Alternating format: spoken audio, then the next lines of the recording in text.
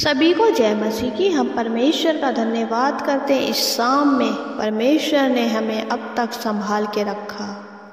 हम बाइबल में देखते हैं उत्पत्ति की पुस्तक अध्याय 18 उसका 1 पद से 8 पद तक। इब्राहिम तंबू के बाहर बैठा हुआ था और उसे दूर से 3 पुरुष आते दिखाई देते हैं और वह उन 3 पुरुषों को देखकर उनसे मिलने के लिए उनके पास दौड़कर जाता है और उनके पास जाकर उनसे कहता है, हे प्रभु, यदि मुझ पर तेरी अनुग्रह की दृष्टि है तो मैं विनती करता हूँ कि तुम यहाँ रुको और अपने दास के पास से चले न जाना। यानी कि वह विनती कर रहा है कि तुम यहाँ रुको और तुम यहाँ से चले न जाना और मैं तुम्हारे लिए पानी लाता हूँ। यानी कि इब्राहिम उनके लिए पानी लाया, उनके पैर धुलाए और उन्हें विश्राम करने के लिए बोला कि तुम यहाँ रुको। और वह दौड़कर सारा के पास गया और सारा से कहने लगा कि सारा फुर्ती कर कर तुम रोटियां बनाओ। और इब्राहिम अपने सेवकों को आज्ञा देता है बाकी उत्तम उत्तम भोजन उनके लिए तैयार, और जब तक वो भोजन खा नहीं लेते तब तक उनके पास खड़ा रहे। मेरे प्रिय भाई बहनों, यहाँ हम इब्राहिम के जीवन में देखते हैं एक गुण को। वो गुण है पौनाई का जीवन, दया का जीवन, अच्छे स्वभाव का जीवन। वो चाहता तो वे 3 पुरुष कौन थे, उनसे क्या मतलब था, उसे कोई मतलब नहीं रहना चाहिए था।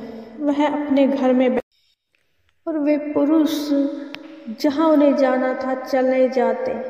ऐसा नहीं था कि वे 3 पुरुष इब्राहिम के घर ही आ रहे थे, नहीं, वे इब्राहिम के घर नहीं आ रहे थे, वे तो रास्ते से जा रहे थे, वे परमेश्वर के स्वर्गदूत।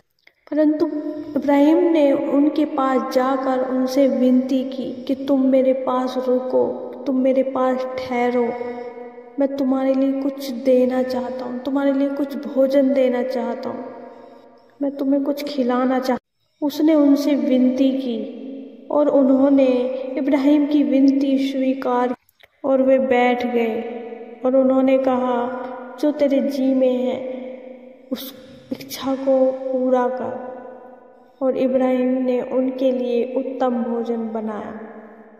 मेरे प्रिय भाई बहनों, यहाँ हम इब्राहिम के जीवन में एक पौनाई के जीवन को देखते हैं, दूसरे के आदर करने का जीवन। और ये सब करने के बदले इब्राहिम को बहुत बड़ी आशीष मिली। मेरे प्रिय भाई बहनों, आज मैं आपसे कहना चाहती हूँ कि हम में से बहुत से ऐसे भाई बहन हैं, वो मसीह में तो हैं परंतु वे किसी पौनाई नहीं करना चाहते, वे किसी का आदर नहीं करना चाहते, वे नहीं चाहते कि उनके घर में कोई आए, वो नहीं चाहते कि कोई रिश्तेदार, कोई पास्टर्स उनके घर में आए, कोई प्रभु का सेवक उनके घर में। यदि उनके घर पर कोई आएगा तो उन्हें खाना खिलाना, उनकी सेवा करनी होगी, उनके लिए पानी पिलाना होगा, उन्हें चाय विशेषकर जो खाना बनाने वाले लोग हैं परेशान हो जाते हैं कि हमें और एक्स्ट्रा खाना बनाना पड़ेगा। लेकिन हम यहाँ पर देखते हैं इब्राहिम 3 लोगों को रोकते हैं और उनसे सारा से कहते हैं कि तुम उनके लिए खाना बनाओ, और सारा उनके लिए जल्दी जल्दी भोजन बनाती है।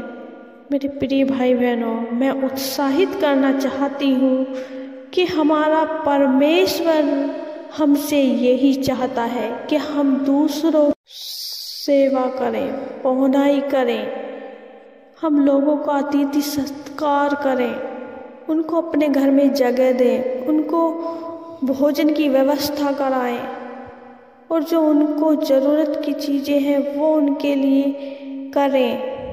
कई लोग सोचते हैं उनके पास जगह नहीं है, उनके घर में इतनी जगह नहीं है कि वो किसी को रोक सके, उनके पास इतना पैसा नहीं है कि वो किसी को खर्च कर सके, किसी के भोजन का इंतजाम कर सके।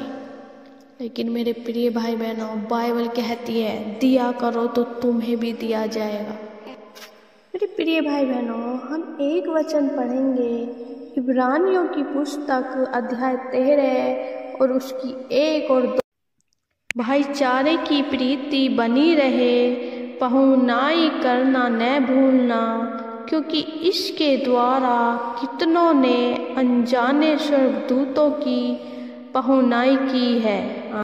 भाईचारे की प्रीति बनी रहे, अतिथि सत्कार करना न भूलना, क्योंकि इसके द्वारा कुछ लोगों ने अनजाने में स्वर्गदूतों का आदर सत्कार किया है। आमीन।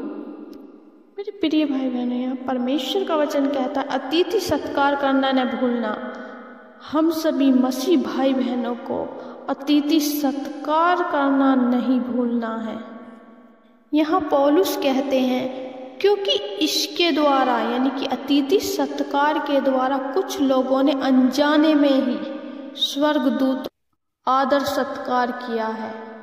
यानी कि अनजाने में ही जब परमेश्वर के स्वर्गदूत आ जाते हैं तो उनका आदर किया है, उनका आदर सत्कार किया है, जैसे इब्राहिम ने किया। अनजाने में ही वे परमेश्वर के स्वर्गदूत थे जो इब्राहिम ने उनका आदर किया, सम्मान किया। तो मेरे प्रिय भाई बहनों, यहाँ मैं उत्साहित करना चाहती हूँ, जब आप किसी की सेवा करते हैं तो आप परमेश्वर की सेवा करते हैं। जब आप किसी को एक रोटी खिलाते हैं तो वास्तव में आप परमेश्वर को खिलाते हैं। इसलिए अपने घर के और अपने मन के, अपने दिल के दरवाजे को हमेशा खुला रखें। मैं आशा करती हूँ परमेश्वर के इस वचन को पढ़े जाने और सुने जाने के लिए परमेश्वर ने आप सबको आशीष दी। आइए हम प्रार्थना करते हैं। धन्यवाद धन्यवाद धन्यवाद हो स्वर्गीय पिता परमेश्वर, अति पवित्र परमेश्वर, आपका धन्यवाद करते हैं। राजाओं के राजा, सेनाओं के यहोवा परमेश्वर, आपकी महिमा करते हैं, आपकी तारीफ करते हैं, आपकी प्रशंसा करते हैं, आपकी बढ़ाई। प्रभु जी आज तेरे लोग तेरे सम्मुख है परमेश्वर। प्रभु जी इनकी सुधि ले परमेश्वर, इन्हें आशीष दे मेरे प्यारे परमेश्वर। आज इन्हें मेरे परमेश्वर बुद्धि समझ दे प्रभु, इन्हें पवित्र आत्मा दे प्रभु जी, इनकी प्रार्थनाओं का उत्तर दे परमेश्वर। हर प्रकार की गलत बातों को परमेश्वर इनसे दूर करे मेरे प्यारे पिता। आज जो भी गलत बातें परमेश्वर इनके मन में उठती हैं, जो किसी काम को लेके परमेश्वर इनके मन में आलस है, वो यीशु के नाम में दूर हो जाए और परमेश्वर अतिथि सत्कार करने वाले बन जाए। ओ मेरे प्यारे पिता, जैसे इब्राहिम ने करा, जैसे सारा ने करा, और परमेश्वर आपने मेरे परमेश्वर आपके स्वर्गदूत वहाँ आए और उन्हें आशीष दी और परमेश्वर वो आशीषित हुए।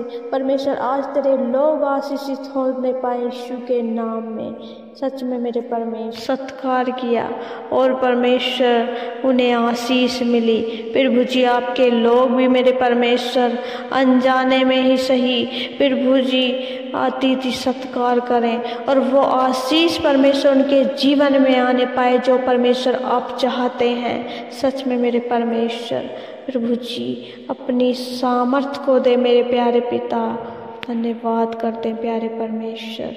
सब कुछ प्रभु आपके ही हाथों में सौंपते हैं और प्यारे पिता आपने प्रभु जी ने बुद्धि समझ दी, अतिथि सत्कार करने का परमेश्वर इन्हें परमेश्वर मन दिया, इन्हें हृदय दिया प्रभु जी। हम धन्यवाद करते हैं। सारी आदर महिमा परमेश्वर आपको देते हैं। प्रार्थना विनती यीशु के नाम में मांगते हैं। आमीन आमीन आमीन।